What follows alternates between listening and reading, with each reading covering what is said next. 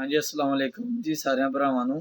ते मैं तुहाडा अपना सिंगर सलमान जोगी ते जिहड़ा मेरा पेज है अपना यूट्यूब दा सलमान जोगी ग्रुप, इनू सारे भरा लाइक ते फॉलो करो। तो अज इंशाल्लाह प्रोग्राम है 10 दिसंबर बरोज़ इतवार डिंगा रोड सेकर वाली, उत्थे प्रोग्राम है शाम नूं। ते जिस किसी वीर भरा कोदर दा फैन फॉलोवर है तो इंशाल्लाह आ जाओ।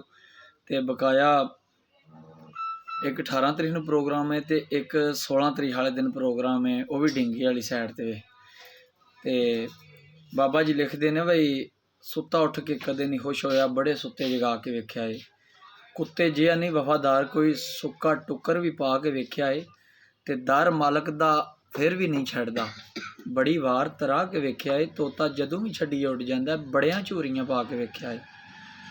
डंग मारनों सप नहीं बाज आउंदा, बड़े दुध पिया के वेख्या है। मस्जिद आखदे ने घर रब दा, बड़ी वार मजा के वेख्या है। पर मैनू किसे नहीं आख्या आ बह जा, बड़े मत्थे घसा के वेख्या है। घर रब दा मोमन दा कल्ब हुंदा, जिन्हें जिन्हें भी जाके वेख्या है। बिना मतलबों कोई नहीं यार बनदा, बिना मतलबों कोई नहीं यार बनदा, बड़े यार बना के वेख्या है। नहीं was I Allah the was जई, बड़ियां बीना वजा के वेख्या है। तो उतों सब मुनकर नस भज जाते, नारा अली दा ला के वेख्या है। उड़क छड़ जाना जान कसूर मंदा, सारी उम्र अड़ा के वेख्या है। तो फिर आंदे ने वेखा कल की सी ते अज की। इस गल नूं कर ध्यान अंदर, सौदे हुसन वाले जिथे तुलदे ने खुड्डां पैणियां उस दुकान अंदर।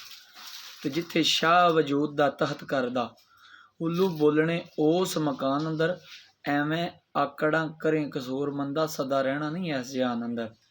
ते घर घराने ते नस्ल दी परख बाजों राहे जांदे हैं, पग वटाई दी नहीं।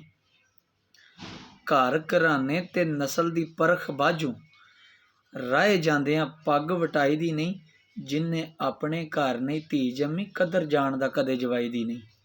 ते ना निभे ते वगदा खूह छड्डो, लड़ घुल के हलकत हसाई दी नहीं।